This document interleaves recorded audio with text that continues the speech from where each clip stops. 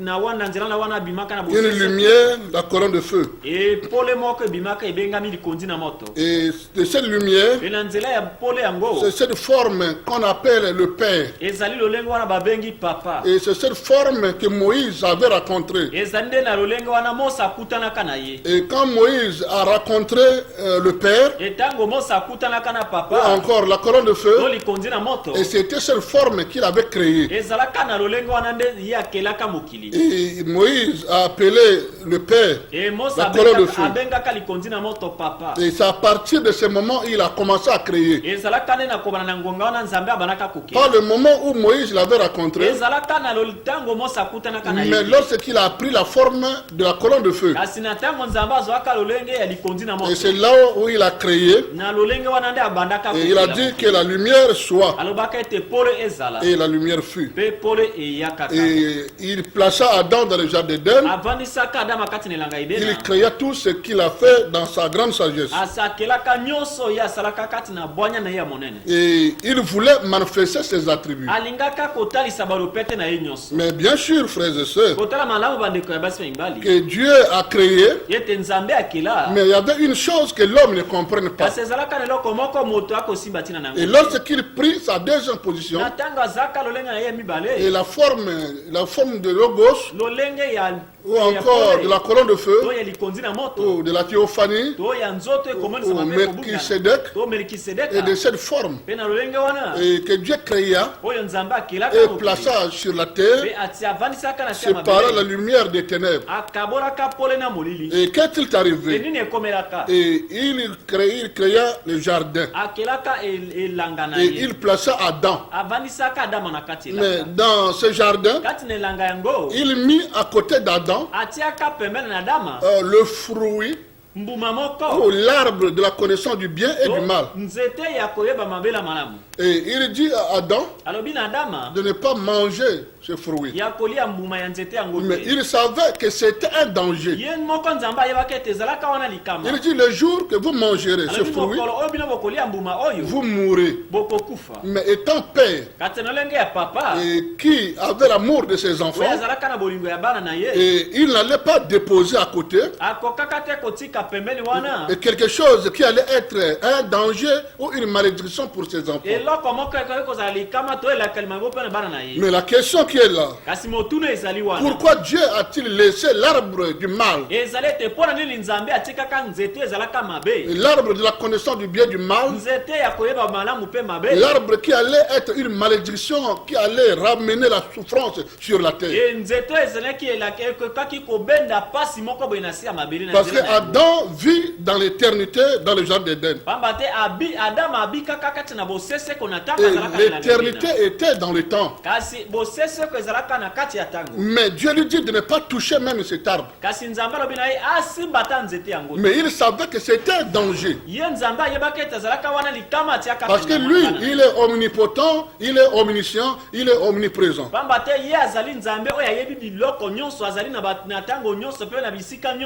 Et la question qui demeure dans nos cœurs,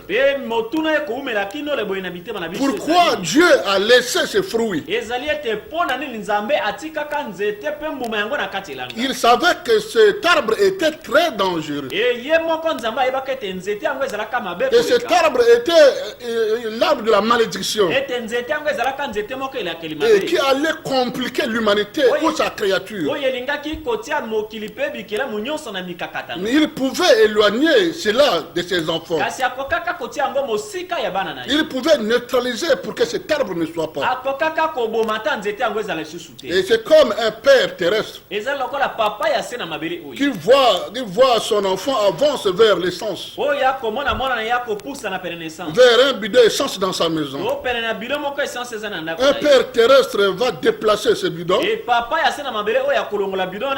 pour l'amener très loin, en sachant que c'est un danger pour mon fils, mais ça détruira mon fils. Et un père terrestre doit déplacer ce bidons. Mais la question que nous avons ce soir, pourquoi Dieu a-t-il laissé ces bidons ou encore cet arbre à côté de son fils? Parce qu'avant la fondation du monde, il voulait être sauveur. Il voulait être guérisseur. Parce qu'en lui, il y avait des attributs. Il voulait être guérisseur. Il voulait être seigneur. Mais pour être sauveur, il faut qu'il y ait quelqu'un à tomber. Il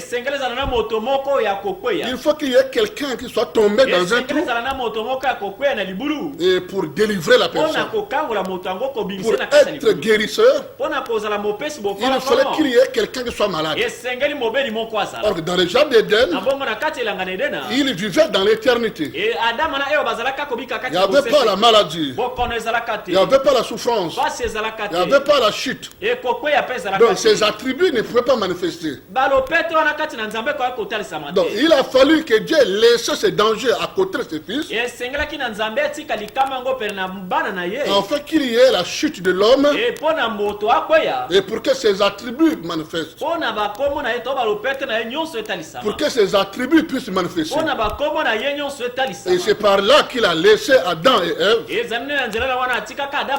et de toucher et de manger ces fruits, afin que ces attributs puissent manifester.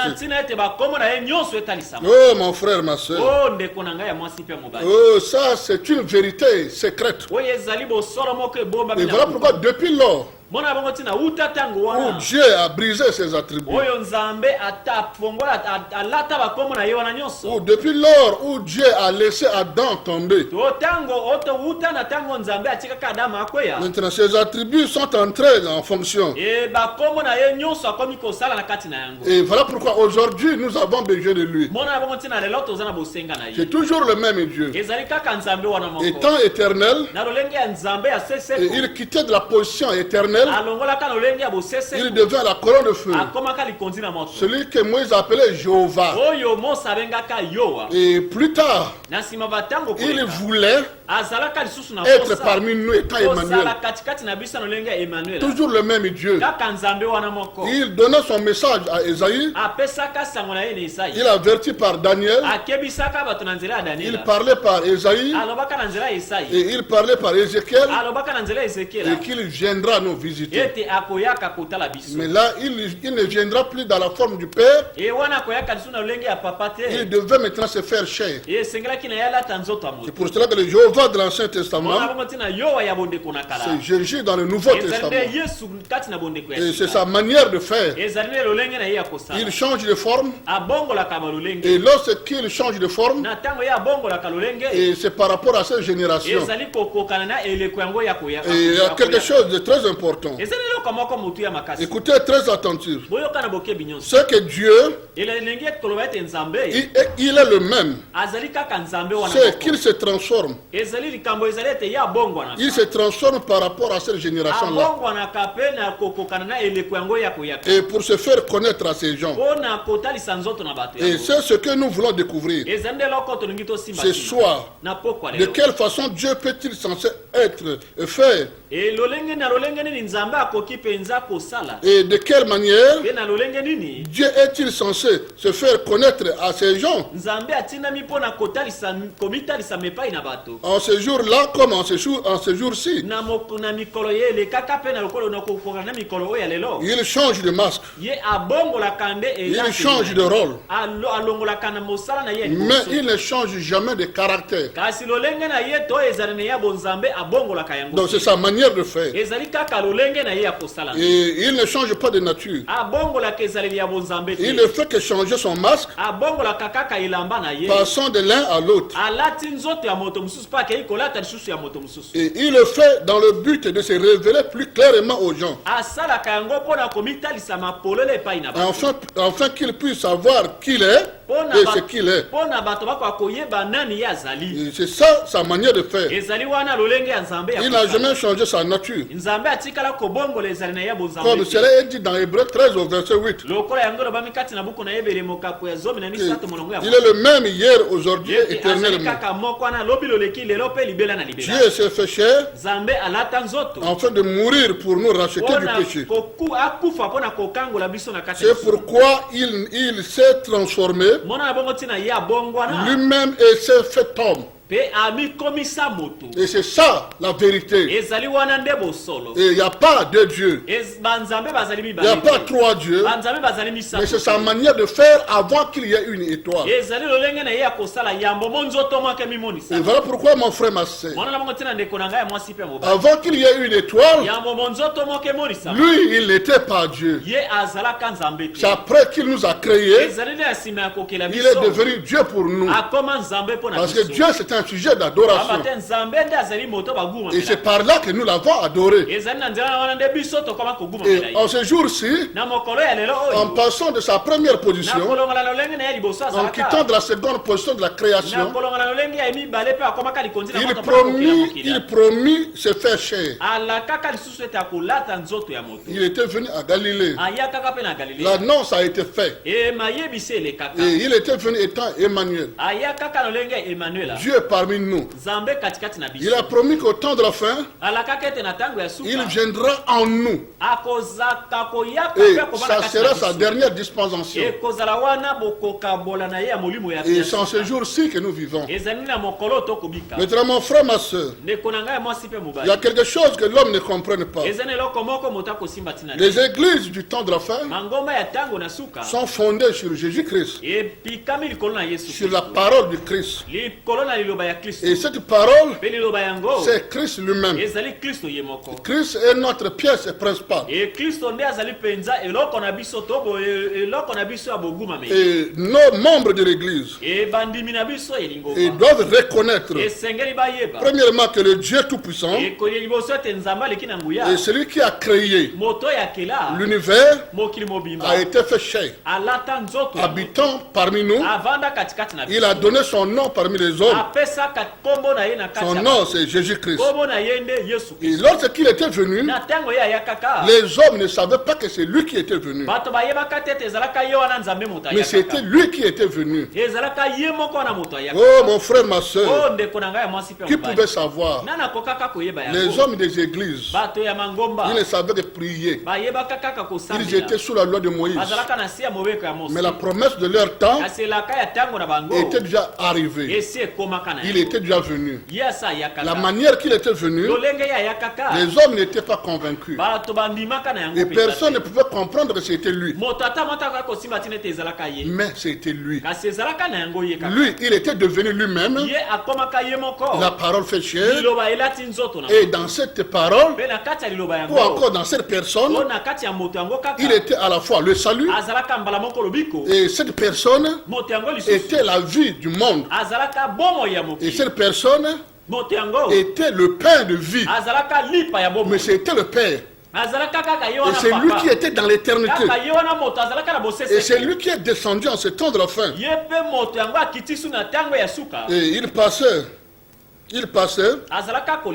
devant un puits où une femme samaritaine il était en train d'épuiser de l'eau. Mais les gens ne le connaissaient pas. Et les gens l'avaient abandonné. Ils avaient ignoré la promesse de leur temps. Comme ce qui se passe dans notre temps.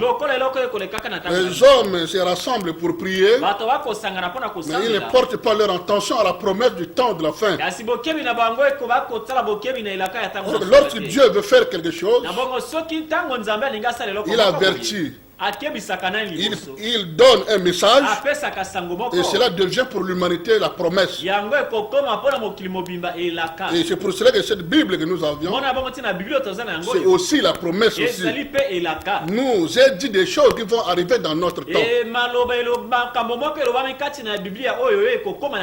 Oh mon frère, ma soeur, lui Elohim, c'est lui qui a existé par lui-même, était venu sur la la terre. Mais les hommes ne savaient pas. Les membres des églises ne savaient pas. Les pasteurs, les prêtres, les scribes, les pharisiens, personne ne savait que Dieu était venu. Ils ont minimisé sa manière de venir. Ils se disaient que ce n'est pas le fils de Marie, ce n'est pas le fils de Joseph, mais ils ignoraient que c'est lui le Père qui quittait sa position pour habiter parmi nous et connaître la souffrance que nous traversons. Et avant d'avancer, et quelque temps, on lui a posé la question. Ils lui ont dit, mais tu nous parles du Père. Tu nous parles du Père. Montre-nous le Père et nous serons satisfaits. Il a dit, c'est lui qui m'a vu. Et premièrement, avant de dire ça, il dit, depuis longtemps que je suis avec vous. Je crois que c'est dans Jean 10 au verset 30. Depuis longtemps que je suis avec vous. Vous ne m'avez jamais connu. Celui qui m'a vu a vu le Père. Parce que moi et le Père, nous sommes un. C'est ça la doctrine principale. C'est ça la doctrine principale de l'Église. Si l'Église de ce jour ne reconnaît pas la divinité dans la chair, cette Église est pourrie. Cette Église est une dénomination. C'est une organisation. C'est comme une association religieuse qui n'est pas liée à la parole. Parce que la doctrine principale, c'est Dieu qui quitte la première position, qui descend dans la forme du Père pour créer, et qui se fait chair pour habiter parmi nous, et au temps de la fin habite en nous étant le Saint-Esprit. Oh mon frère, ma soeur, et c'était un temps très difficile. Et comme en ces temps-ci, où les gens ne voulaient pas croire à la promesse, et cette femme samaritaine va rencontrer cet homme méprisé en ces temps. Cet homme de Galilée. Et cette femme était en train de puiser de l'eau. Et lui, Jésus lui a dit, donne-moi de l'eau. Et cette femme a dit, tu ne sais pas qu'il n'y a pas la relation entre les Samaritains et les Juifs. Et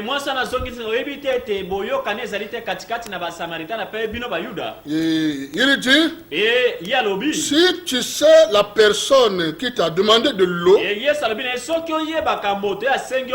c'est toi qui l'aurais demandé de l'eau à lui. Parce que l'eau que nous épousons en ce moment, nous pouvons boire, nous aurons toujours soif. Mais l'eau que je donne, tu n'auras plus soif. Et cela a troublé la vie de cette femme. Tu n'as pas une cruche à épuiser de l'eau. Maintenant, donne-moi de l'eau. Il a dit, va appeler ton mari et je vais te donner de l'eau. Mais cette femme était à caractère de prostituée. Donc cette femme n'avait pas vraiment un mari fixe. Cette femme n'avait jamais été mariée par un homme. Mais elle vivait avec des maris, avec des copains. Et c'est par là où le Seigneur a dit, appelle ton mari. Et si tu appelles ton mari, je te donnerai de l'eau devant ton mari. Et depuis ce temps, si vous lisez la Bible, vous allez reconnaître que cette femme a commencé par appeler par toi. Et parce qu'avant d'avoir la révélation de qui Jésus était,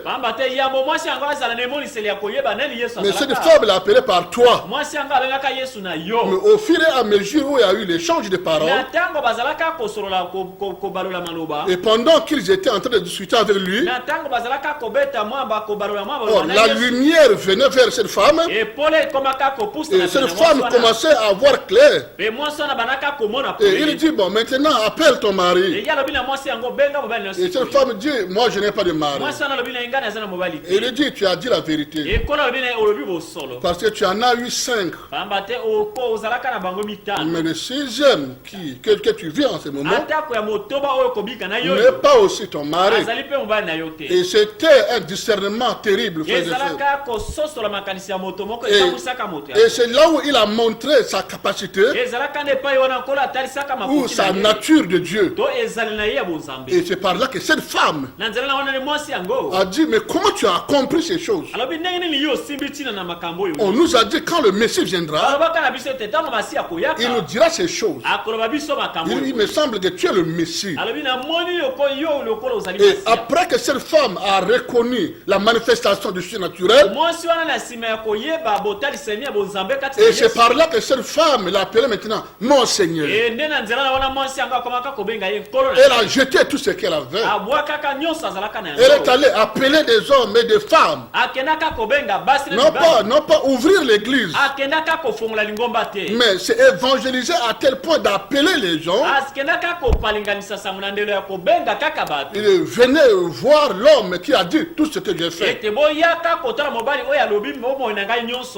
Et c'est par là que cette femme a amené les Samaritains. Et cette femme avait besoin de rencontrer le 7e mari. Et parce que le chiffre 6, c'est le chiffre de l'homme. Or l'homme, ce n'est que la mort. Or le chiffre 7, et c'est le chiffre de l'achèvement. Et c'est le chiffre de la perfection même. Donc il fallait un 7e homme, comme cela est dit dans la Bible, et qu'à la voix du 7e ange, en ce temps de la fin, et lorsqu'il prêchera et que la trompette sonnera, et que la parole sera publiée sur la terre, il n'y aura plus de morts, et les hommes et les femmes vont entrer dans l'âge de la vie. Et parce que cette femme avait besoin du 7e homme. Mais le 7e homme, c'était Christ. Et Christ lui a donné la vie. Elle était plus prostituée. Mais elle a trouvé l'homme qu'il fallait pour sa vie. Parce que c'était Dieu qui s'était fait chair. Or, pour donner la vie dans l'homme, il a fallu que Dieu quitte la première position et se fait chair et donner la vie aux hommes. Et c'est la même chose aujourd'hui. Et cette femme a reçu la vie. Elle devint servante du Seigneur, non pas pasteur dans une église, non pas prédicateur quelque part, mais servante du Seigneur. Et parce qu'elle avait rencontré l'homme qu'il fallait dans sa vie.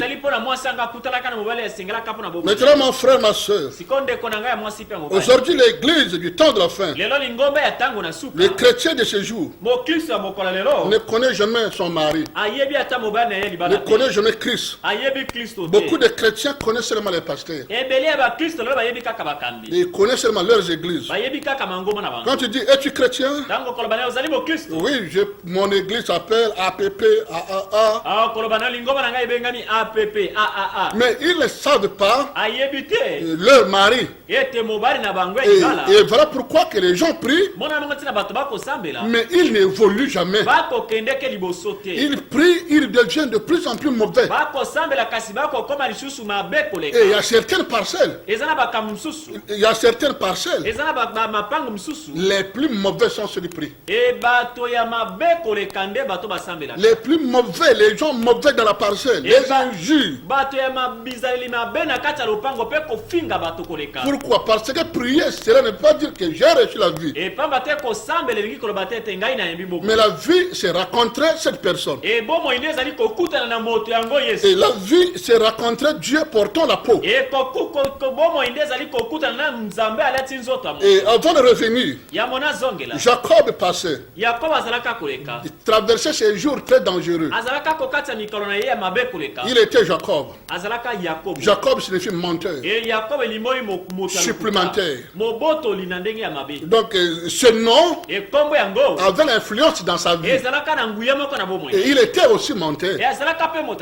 Donc son nom, sa vie concordait avec son nom. Il était en train de fuir son frère. Mais cette vie en lui, il ne voulait pas cette vie. Jacob ne voulait plus cette vie. Mais il avait besoin d'un changement. Mais il priait un Dieu au hasard. Mais il n'avait jamais trouvé la solution. Voilà pourquoi mon frère, ma soeur, lorsque Dieu porte la peau, lorsque Dieu porte la peau, c'est là où il opère de grandes choses. Il est présent, il est parmi nous. Donc, une personne que tu dois rencontrer ce soir, ce n'est pas le temps de pleurer dans des maisons, mais c'est le temps de rencontrer cette personne. Parce que Dieu n'exauce jamais des sentiments, mais Dieu exauce la personne qui a la révélation. Et remarquez, frères et sœurs, et pendant que Jacob fouillait, et sur son chemin de retour, il rencontra quelqu'un. Pendant ce temps qu'il avait toujours son nom de Jacob. Mais il reconnut que cette personne, c'est Dieu. C'est Dieu portant la peau. Il tenait la personne. Il dit, tu ne partiras jamais tant que tu ne me bénis pas. Et la Bible dit, ils se sont battus toute la nuit avec Dieu. Ça n'était pas un Dieu de rêve.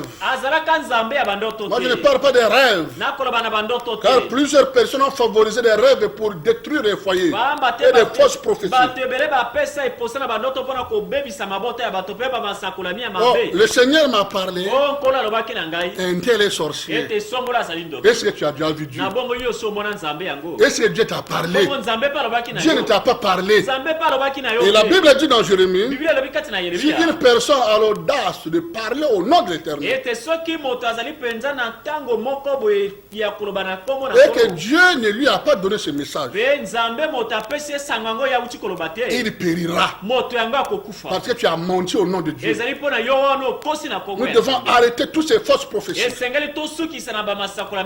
faux rêves sur les gens, ces faux discernements sur les gens, afin que les foyers ne se détruisent plus. Peu importe que la personne est sorcière, amène-lui à Christ. Christ va changer ce sorcier. Ce n'est pas le temps de critiquer des gens, de publier un faux message.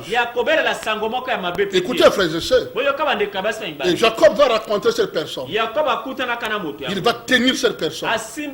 Dieu portant la peau. Il dit, tu ne partiras jamais tant que ma vie ne se transforme pas. La Bible dit, ils se sont battus toute la nuit.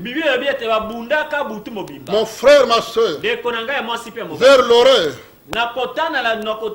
et Dieu frappa la jambe.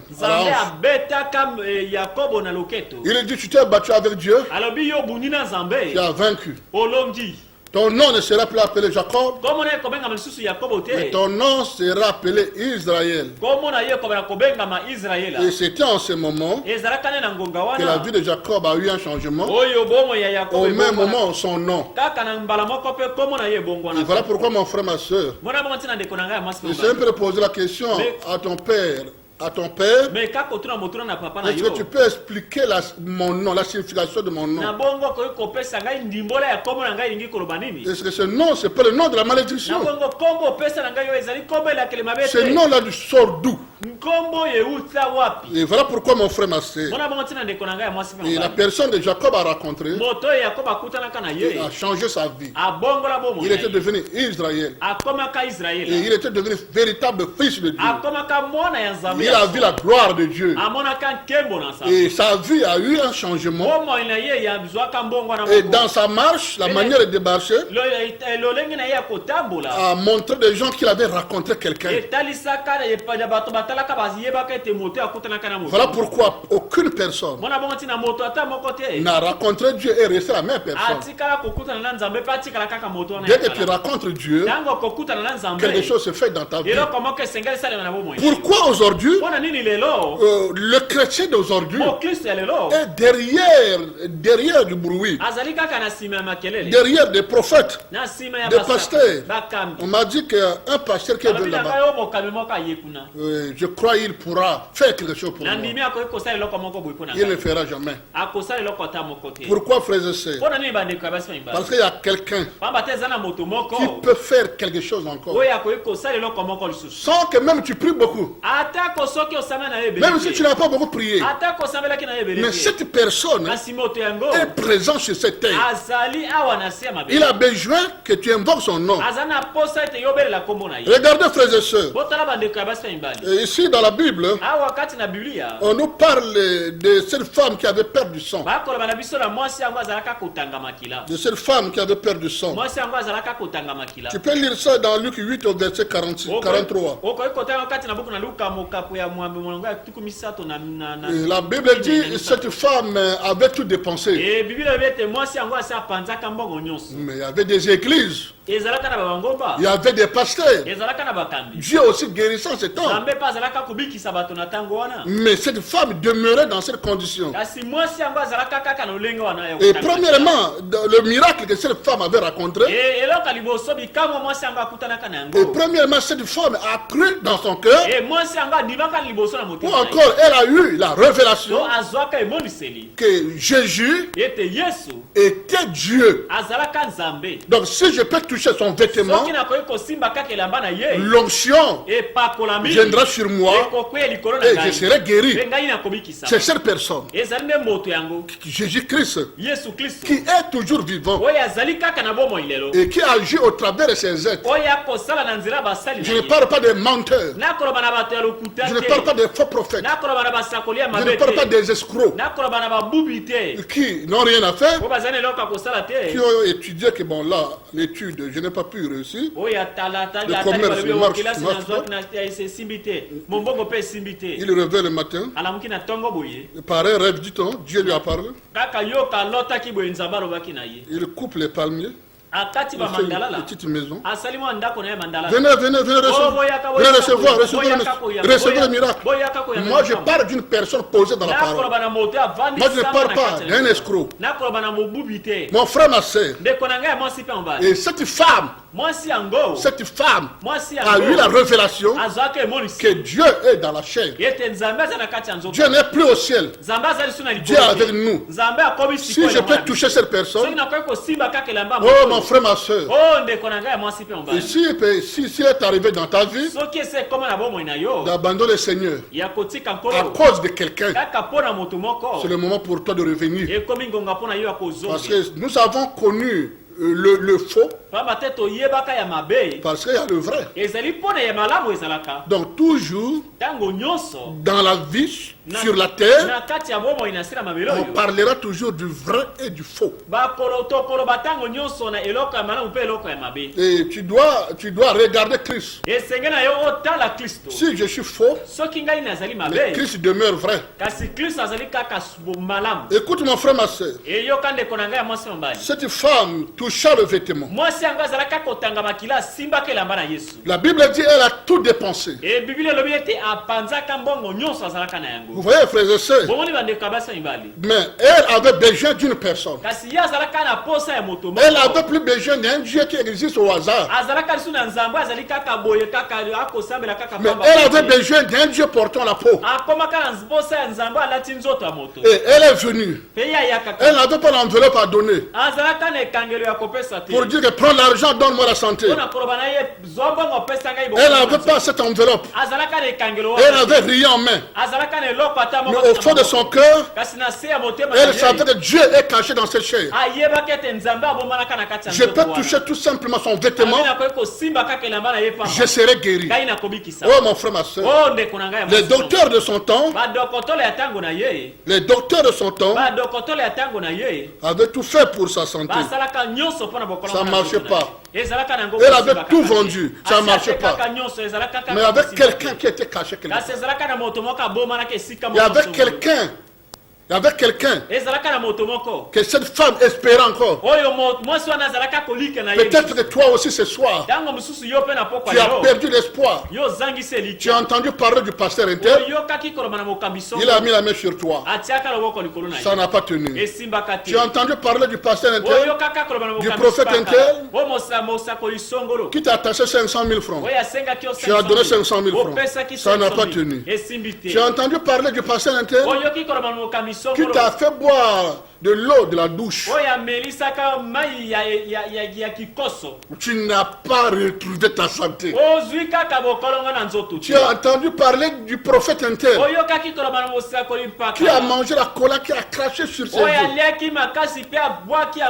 Tu n'as pas réussi la guérison. Tu as dit, mais c'est Dieu là, Jésus on parle. Il est dans quel pays? Tu as traversé Kinshasa. Et on t'a escroqué encore là-bas. Tu es revenu, je suis dessus. Oh, Dieu ne résiste plus. Dieu ne résiste pas. Non, il est là à Brazzaville. C'est parce que tu suis les hommes. C'est parce que tu ne suis pas Christ. Mais cette femme avait laissé des docteurs dans la parole de Dieu, de son temps, des licenciés dans la parole.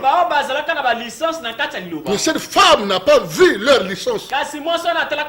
Mais elle avait rencontré quelqu'un qui était différent, qui paraissait être bizarre. Mais cette personne était la promesse de leur temps. La pierre rejetée par les baptistés. Mais cette femme a reconnu que cette femme, que cet homme rejeté peut encore faire quelque chose pour moi. Je n'ai pas besoin de lui faire parler. Je n'ai pas besoin de lui acheter le sac à riz pour avoir la confiance, pour que je sois guéri. Non, non, non, non. Pour que je sois guéri. Non, non, non. Mais elle a dit, je vais seulement toucher son vêtement. Elle a touché le vêtement. La Bible dit, la vertu est sortie de lui. Et là, c'est la vertu qui était sortie. Jésus n'a même pas mis la main. Jésus n'a même pas porté l'attention à cette femme. Mais la révélation que cette femme a eue a fait sortir la vertu. Et il a dit, quelqu'un m'a touché. Les disciples ont dit, mais il y a beaucoup de gens qui te touchent, Seigneur. Il a dit, non, il y a quelqu'un qui m'a touché. Parce qu'une vertu est sortie de moi. Donc c'est cette vertu-là qui lui avait rétabli. Oh, cette vertu-là, c'est une partie de Dieu. C'est l'onction réelle. Je ne parle pas de l'onction qu'on a pris au Nigeria. Moi, je parle de l'onction qui vient du ciel. Moi, je parle du surnaturel qui vient de Jésus-Christ. Et à l'instant, cette femme a retrouvé sa santé. Le sang était revenu. Si c'est Jésus est vivant, si c'est Jésus a fait ces choses, il peut encore faire aujourd'hui. Je me souviens du témoignage du frère David. Il était soulard. Et lorsqu'il buvait, le sang coulait de ses narines. Il était esclave de la boisson. Il a dit, qui me délivrera? Il a rencontré son docteur. Le docteur a dit, je ne peux rien faire. C'était un problème spirituel. Et le frère David, il était totalement menacé par la boisson. Tourmenté. Sa santé détériorée. Oh mon frère, ma soeur. Mon frère, ma soeur. Son docteur lui a dit, si tu prends encore la boisson, si tu ne meurs pas, donc c'est que je ne suis pas docteur. Si tu veux vivre, ne touche plus la boisson. Il a laissé la boisson. Mais il était en train de souffrir dans son cœur. Bien sûr qu'il a laissé la boisson. Mais les racines du péché, les racines de la boisson demeuraient dans son cœur. Qui pouvait aider le frère? Il prit sa voiture. Il s'est mis à rouler. Il sentit le goût de la boisson. Il passait devant un bar. Il vit ses amis en train de boire. Il sentit l'odeur de la boisson. Il dit, je ne peux pas supporter la loi du docteur. La vie et la mort étaient devant lui. S'il essaie de prendre seulement la boisson, et c'était la mort. Il passait devant une église. Il a entendu le bruit. Il dit, ce sont des gens qui font du bruit. Je vais rentrer pour divertir ma vie. Parce que je me sens dérangé. Parce que mon cœur est en train de souffrir de la boisson. Et c'est dans cette église que le frère David a entendu parler de Jésus-Christ. On lui a dit qu'il est vivant. Là où tu es là, tu n'as pas besoin d'aller dans les maisons des gens. Mais là où tu es là, tu peux confesser sincèrement Jésus-Christ. Et il peut faire ce que les hommes n'ont pas pu faire. Et c'est en ce moment, frères et sœurs, que le frère David était venu à la chair. À l'instant, il a senti quelque chose manifester dans son cœur. Il a dit, je suis sauvé. Il a dit, Jésus m'a sauvé. Il a dit, je ne sens plus l'odeur de la boisson dans mon cœur. Et depuis ce jour, il était devenu un véritable chrétien. Il ne sentait plus les racines de la boisson du péché dans son cœur. Parce que Christ a fait quelque chose qu'aucun homme ne pouvait faire. Il est toujours le même, frères et sœurs. Il est toujours là avec toi, frères et sœurs. Le Jéhovah de l'Ancien Testament, c'est Jésus dans le Nouveau Testament. Le Jéhovah de l'Ancien Testament, c'est Jésus dans le Nouveau. Il a changé son corps, mais il n'a pas changé sa nature. Parce que celui qu'Abraham a rencontré, et quand Jésus était venu à Galilée, il a dit, Abraham m'avait vu. Nous avons mangé avec lui. Mais ils avaient des corps différents. Mais c'était la même personne dans ses caractéristiques. Et il a dit, je m'en vais au Père. Pas je m'en vais chez le Père, mais je m'en vais au Père. Donc ça veut dire que je reprends la première position que j'avais quittée. Mais je reviendrai. En ce temps-ci, il est de retour. La couronne de feu est vivante, en train d'opérer. C'est pour cela, mon frère, ma soeur, là où il y a la puissance, là où il y a la vie, on ne fait pas de publicité. Viens et vois. Et comme cela s'est passé avec Nathanaël, lorsque Philippe lui a dit qu'il y a quelqu'un qui est venu, quelqu'un qui est venu, il semble que c'est lui le Messie. Et Nathanaël n'a pas cru, parce qu'il ne croyait pas que quelque chose de bon pouvait sortir. Oh mon frère, ma soeur. Et lorsque Nathanaël est venu, Jésus a dit avant que Philippe t'appelle, quand tu étais sous le figuier, je t'ai vu. Comment tu m'as connu?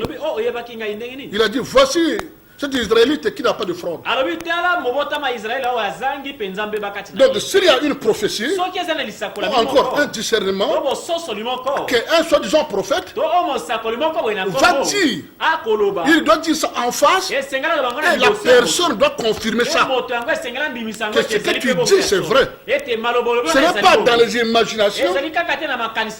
Pour terminer, frères et sœurs, c'est comme quelqu'un qui était en train de prophétiser.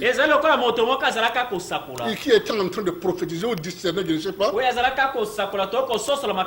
Il y avait tellement beaucoup de gens. Et il appelait quelqu'un, viens ici. Toi, tu fais des mauvais rêves. La personne dit, c'est vrai, merci Seigneur. Moi je vois, tu dors mal la nuit, tu souffres de courbatures. Oh, merci Seigneur, merci Seigneur.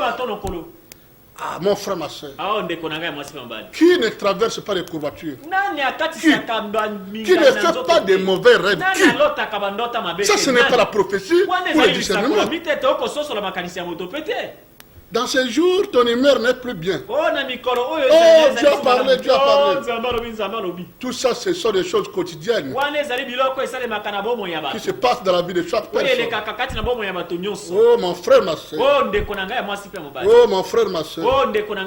Et Nathanaël était venu. Et Nathanaël a cru. Il a dit, si tu crois, tu verras des grandes choses encore. Ma soeur, mon frère, on garde cet enseignement dans les jours à venir. Mais il y a quelqu'un. Il y a quelqu'un que je connais. Il t'attend. Peut-être que tu as sillonné tout Brazzaville. Tu étais en Angola. Mais il y a quelqu'un que je te parle ce soir. Il a quitté sa position éternelle. En ce moment, il est dans la chair. Il a besoin de toi. Il veut te sauver. Pour l'éternité. Pour toujours. Pour que tu vives la paix éternelle. Mon frère, ma soeur, je garde une partie pour les jours à venir. Je vais prier. Dieu Père Tout-Puissant, ce soir, l'onction est descendue. En fait, ce peuple reconnaissent la divinité en ce temps-ci et le surnaturel qui fait la différence entre ce qui est naturel et ce qui est spirituel. Ce soir, l'onction descend à des personnes, des familles, des foyers qui me suivent à Brazzaville comme à Kinshasa, qui saisissent que c'est la vérité, mais qui sont bloqués par des faux prophètes qui ont lié leur vie par des influences. Seigneur, libère chaque personne parce que tu es notre liberté. En fait, chacun puisse te raconter dès ce soir. Même ceux qui vivent des difficultés, qu'ils te racontent. Avec toi, Seigneur, la chose marche. Je sais que tu es là pour nous. Mais beaucoup t'ont caché. Ils ne t'ont pas montré aux gens. Ils ont cru eux-mêmes comme des hommes puissants. C'est ce qui amène l'échec dans notre pays et dans le monde entier. Mais Seigneur, convainc et travaille dans chaque cœur dès ce soir. Et pour ceux qui ont des problèmes, ceux qui sont malades, ceux qui n'ont pas la vie éternelle, dès ce soir, que l'onction descende, que le Saint-Esprit descende, que leur vie soit transformée, qu'ils reçoivent leur santé. Au nom du Seigneur. Tous ceux qui ont des problèmes bloqués, des dossiers bloqués, tous ceux qui n'ont pas la santé, tous ceux qui sont paralysés, Seigneur, je ne peux pas tout citer. Mais tu sais ce que la personne pense devant la télévision. Agis pour que l'honneur revienne à toi. Au nom du Seigneur Jésus. Merci Père. Amen. Shalom, shalom, shalom. Shalom, shalom.